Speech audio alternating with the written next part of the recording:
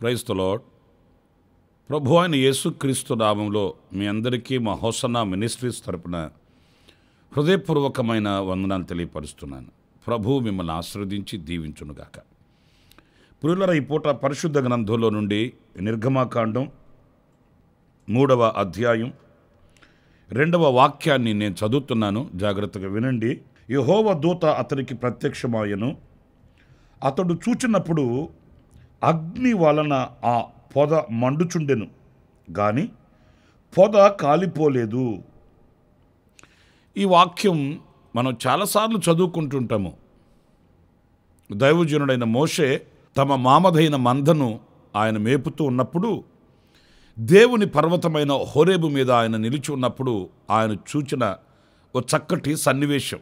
ఒక పొద మండుచుంది, కానీ ఆశ్చర్యమైన సంగతి ఏంటంటే అది కాలిపోలేదు అనే మాట ఆశ్చర్యాన్ని కలిగిస్తుంది. ఎందుకంటే కాలిపోయినది బూడిదైపోతుంది, రూపాన్ని కోల్పోతుంది, ఇక నిర్జీవమైపోతుంది. ఇది జరిగే సత్యమే. ఇది కానీ ఆనాడు దైవజనుడైన మోషే చూచింది పొద మండుచుంది, కానీ అది కాలి బూడిదైపోవట్లేదు. ఇది దైవజనుడైన మోషేకి ఆశ్చర్యాన్ని కలిగిస్తే కాస్త అడుగులు వేస్తూ దరికి చేరాడు, దరికి వెళ్ళాడు. అప్పుడు ఆయన ఒక స్వరాన్ని ఆలకించడం, నీవు నిలిచిన స్థలం పరిశుద్ధమైనది, నీ చెప్పుల జోళ్ళు విడిచి ముందుకు రమ్మన్నప్పుడు అక్కడ దైవ ప్రణాళికను దైవజనుడైన మోషే దేవుని నోట వినగలిగాడు. ప్రియులారా, ఈ మండుచున్న పొదలో నుండి దేవుడు మోషేతో మాట్లాడడం మనం ధ్యానించుకునే అంశం ఏంటంటే, ఆ పొద ఎందుకు కాలిపోలేదు? ఈ పొదని మనం కాస్త ఛాయారూపకంగా మన పరిశుద్ధ గ్రంథంలో చదువుతూ వస్తున్నప్పుడు ఇది మండుచుంది, కాలిపోలేదు, బూడిదైపోలేదు. సాక్షాత్తు ఈ అనుభవం యేసుక్రీస్తుని సూచిస్తుందండి. ఎందుకంటే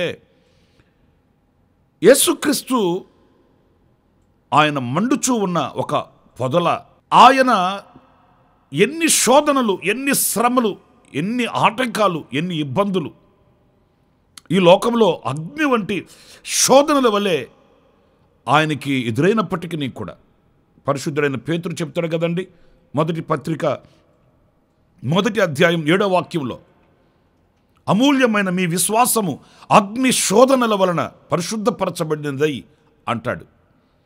యేసుప్రభువునకు ఎదురైన శ్రమలు కానివ్వండి, ఇబ్బందులు కానివ్వండి, అవరోధాలు, అభ్యంతరాలు, ఇవన్నీ కూడా ఒక అగ్నిలా ఆయన చుట్టుముట్టుకుని ఉన్నప్పటికీ కూడా ఆయన ఆరిపోయినవాడు, లేకపోతే కాలిపోయినవాడు కాదు, కాలి బూడిదైపోయినవాడు కాదు, అంతటితో ఆయన చరిత్ర సమాప్తమైనది కాదు. ఎంత అగ్ని చుట్టుకొని ఉన్నప్పటికీ కూడా, ఆ అగ్ని కాలుతూ ఉన్నట్లుగా ఆ అగ్నిలో ఆయన నిలిచి ఉన్నప్పటికీ కూడా ఆయన కాలిపోలేదు. ఆయన అంతటితో ఆయన చరిత్ర ముగించబడి అంతర్ధానమైపోలేదు. ప్రకటన గ్రంథంలో 1వ అధ్యాయం 18వ వాక్యంలో మనం చదువుతామండి, నేను యుగయుగములకు సజీవుడనై ఉన్నాను, మృతుడనైతేనే కానీ నేను సజీవుడను అని యేసుక్రీస్తు చెప్పాడు. అంటే అర్థం ఏంటంటే ఆయన ఒక మండుచు ఉన్న పొద, పరిశోధింపబడిన ఒక పొద, పరీక్షింపబడిన ఒక పొద. ఎన్ని అవాంతరాలు ఆయన మీదకు వచ్చినప్పటికీ వాటిలన్నిటిని కూడా జయించుకుంటూ పాపాన్ని, లోకాన్ని, మరణాన్ని, సమాధిని, సమస్తాన్ని జయించి ఆయన సజీవుడై ఉన్నాడు. ఆయన కాలి బూడిదైపోయి ఫలానా కాలంలో ఫలానా సమయంలో యేసుక్రీస్తు అనే ఒక అతను ఉండేవాడట అని చరిత్ర చెప్పుకునేటట్లు మిగిలిపోయినవాడు కాదండి.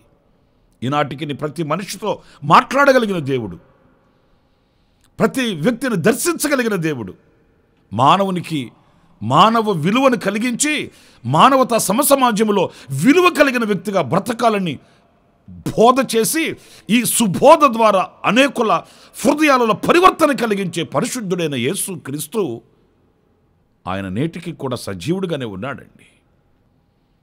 మృత్యువు ఒడిలో నుంచి విజయశీలుడై లేచిన ఏకైక దేవుడు యేసుక్రీస్తు అండి. నా ప్రియమైన సహోదరులారా, మన ప్రభు అయిన యేసుక్రీస్తుని మనము ఒక మండుచున్న పొదలా మనం చూడాలి. ఆయన కాలిపోని నిరంతర సజీవుడు అనేది మనం గమనించాలి. ఈనాటికి మనం ఆయనతో మాట్లాడితే ఆయన మనతో మాట్లాడుతాడు. ఆయన కౌగిలికి వెళితే ప్రశాంతతనిస్తాడు. ఆయన సన్నిధిలో నిలబడితే దీవెనలు కుమ్మరిస్తాడు. అంత మాత్రమే కాదు, ఈ మండుచున్న పొదని రెండవదిగా మనం ఎలా చూడవచ్చు అనంటే సంఘానికి సూచనగా మనం చూడవచ్చండి. ఎందుకంటే ఈ సంఘాన్ని అంతం చేయాలని,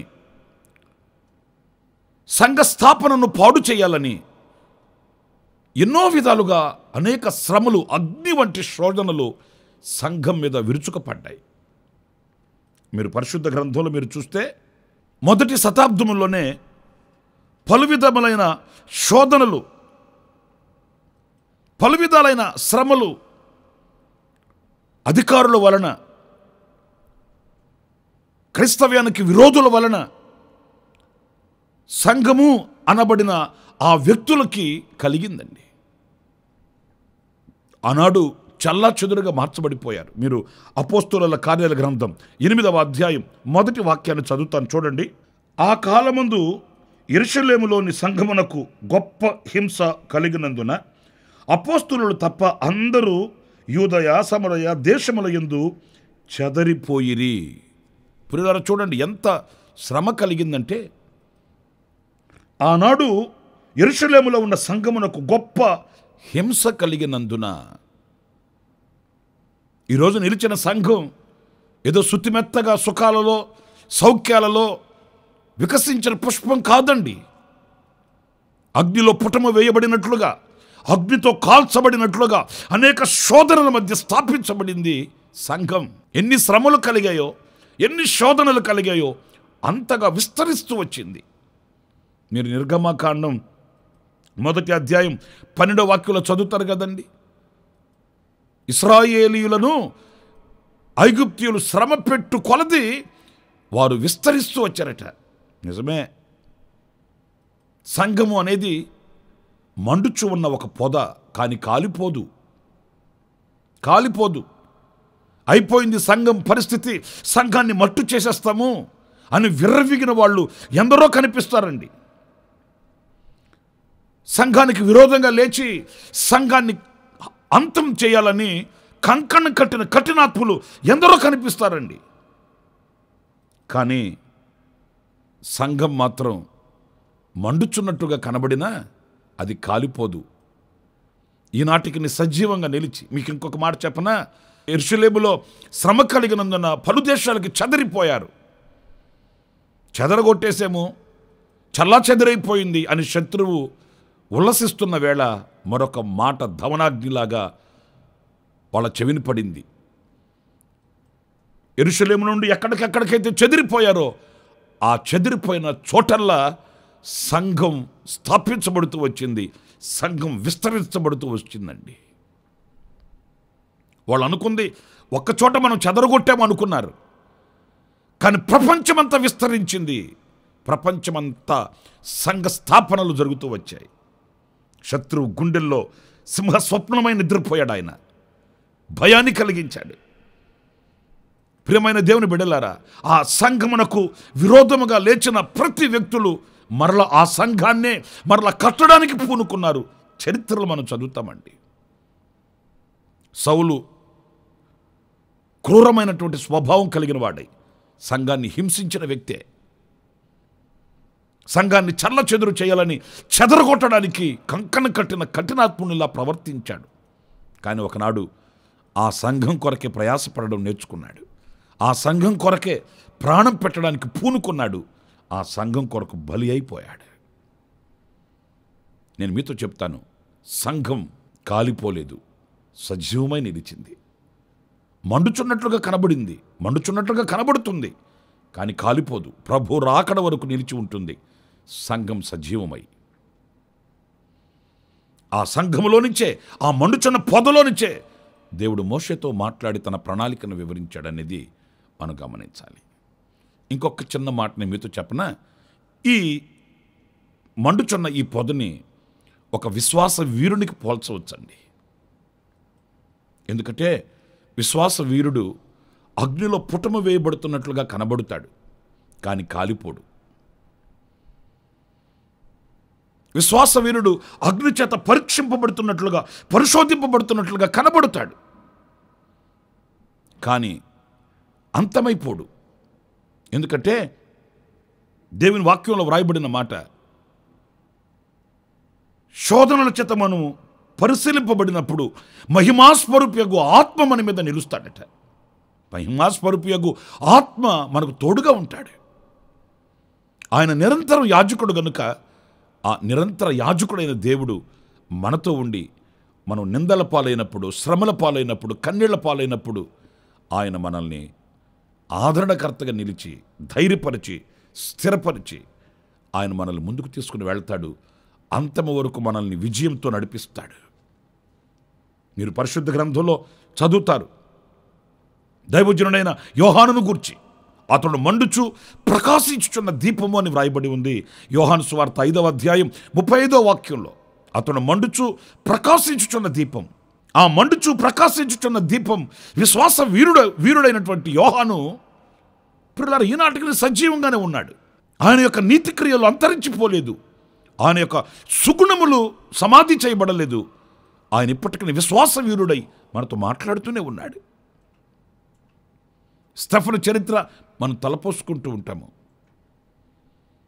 అగ్నితో కాల్చబడినట్లుగా శోధనలు అతని మీదకు వచ్చాయి, కానీ పరిశుద్ధ గ్రంథంలో ఆయన స్థానాన్ని సంపాదించుకున్నాడు. ఈనాటికి ఒక పరిశుద్ధమైన సంఘానికి ఆయన ఒక స్వరాన్ని వినిపిస్తూనే ఉన్నాడు. ఒక విశ్వాస వీరుడు కాలుతున్నట్లుగా, మండుచున్నట్లుగా కనబడుతాడు, కానీ కాలిపోడు, బూడిదగా మార్చబడడు. ఆ మండుచున్న పొద అలాంటి సజీవమైనది. మన వ్యక్తిగత బ్రతుకులలో కూడా ఈ రోజున ఒక విశ్వాస జీవితంలో మండుచున్నట్లుగా, ఒకవేళ అనేక శోధనలు, ఇబ్బందులు, ఇరుకులు మనకు ఎదుట నిలిచినప్పటికీ కూడా మనం ధైర్యంతో ముందుకు వెళ్ళవలసిన వారమే, కానీ కృంగిపోవలసిన వారం కాదండి. ఎందుకంటే విశ్వాసము అనున్నది నిరీక్షించు వాటి యొక్క నిజస్వరూపము గనుక, విశ్వాస వీరులము గనుక ఈ విశ్వాసము ద్వారా కలిగే విజయాన్ని మనం చేతపట్టుకునే వారము, నశించిపోయే వారము కాదు, కృంగిపోయే వారం కాదు, అంతరించిపోయే వారము కాదు, సజీవుడైన యేసుతో రాజ్యమేలు వారము. సహించిన వారమైతే ఆయనతో కూడా ఏలుదుమని వాక్యం చెప్తుంది. కనుక మండుచూ ఉన్న పొద కాలిపోలేదు, విశ్వాస వీరుడు కూడా అంతేనండి. ఆఖరిగా ఇంకొక మాట కూడా నేను మీకు జ్ఞాపకం చేయాలంటే, ఈ పొదని వాక్యానికి మనం పోల్చవచ్చండి. ఎందుకంటే ఈ వాక్యము సజీవమైనది. మీరు పరిశుద్ధ గ్రంథంలో మత్తయి సువార్త 24వ అధ్యాయం 35వ వాక్యం నేను చదువుతాను, చూడండి. ఆకాశమును భూమియు గతించును గాని నా మాటలు ఏమాత్రమును గతింపవు. పిల్లలు, ఈ వాక్యంలో మనం చూసినప్పుడు ఆకాశము భూమి గతించిపోతాయట, అవి కనబడకుండా పోతాయి. కానీ ఆయన మాటలు ఉన్నాయే, దేవుని వాక్యం ఉందే, అది గతించిపోదు, అది శాశ్వతమైనది. ఆ మాటలు జీవము కలిగినవి. ఆ వాగ్దాన నెరవేర్పును మనం కనులను చూడగలుగుతామండి. ఆయన వాగ్దానములు కానివ్వండి, ఆయన వాక్యము కానివ్వండి, ఎప్పుడు నిష్ప్రయోజనముగా, నిరర్ధకంగా నిలిచేవి కాదు. ఆ వాక్యము మనలో నిశ్చయముగా నెరవేర్చబడుతుంది. పర్వతములు తొలగిన, మెట్టలు తత్తనిల్లిన, నా కృప నిన్ను విడిచిపోదు అని వాక్యం ఉందంటే ఆ వాక్యము సజీవమై ఉంటుందండి. నీకు విరోధముగా రూపించబడిన ఏ ఆయుధము వర్ధిల్లదు అని వాక్యం ఉంది. నిశ్చయముగా ఆ రీతిగా నా దేవుడు మనల్ని నడిపిస్తాడు. నా అరచేతిలో మిమ్మల్ని చెక్కుకొని ఉన్నాను అన్నాడు.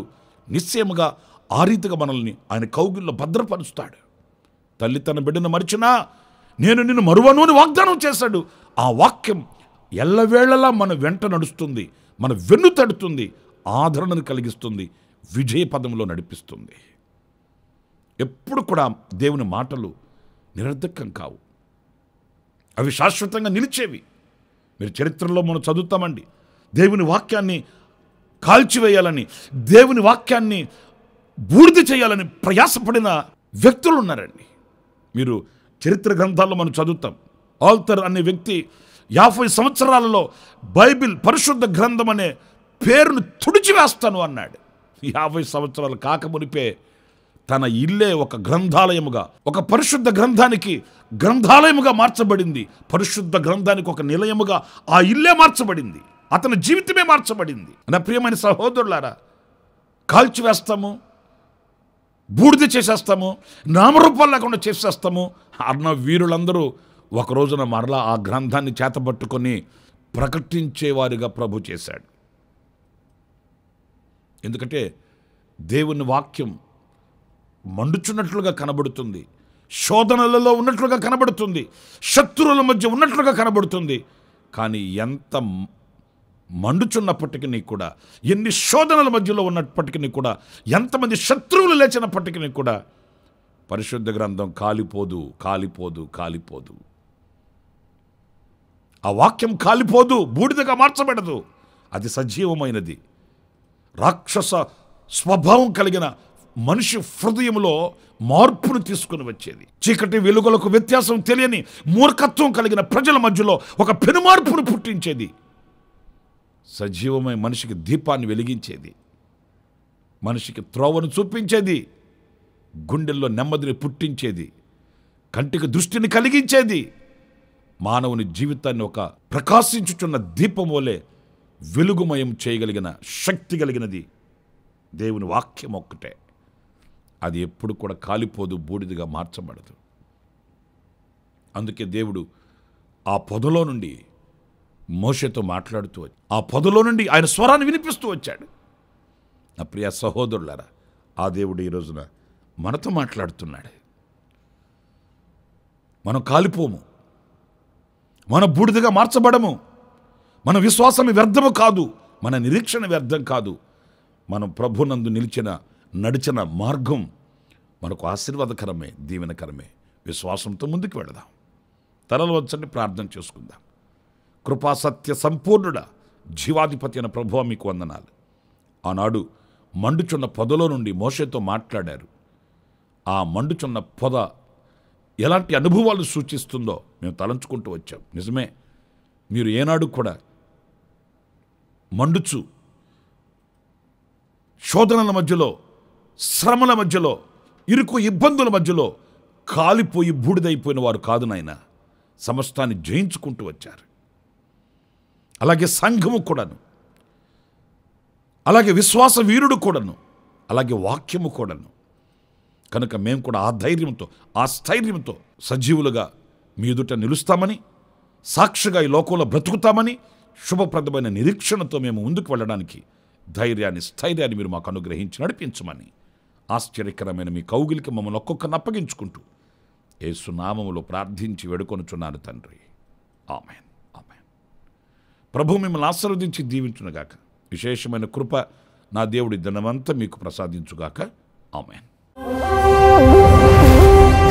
ప్రతి దినము ఈ అనుదిన కృపాది సందేశాల కొరకు, ఇంకా మరిన్ని ఆత్మ సంబంధమైన సందేశాల కొరకు ఈ మా యూట్యూబ్ ఛానల్ ని సబ్స్క్రైబ్ చేసుకోండి. Pastor Ramesh, ministries.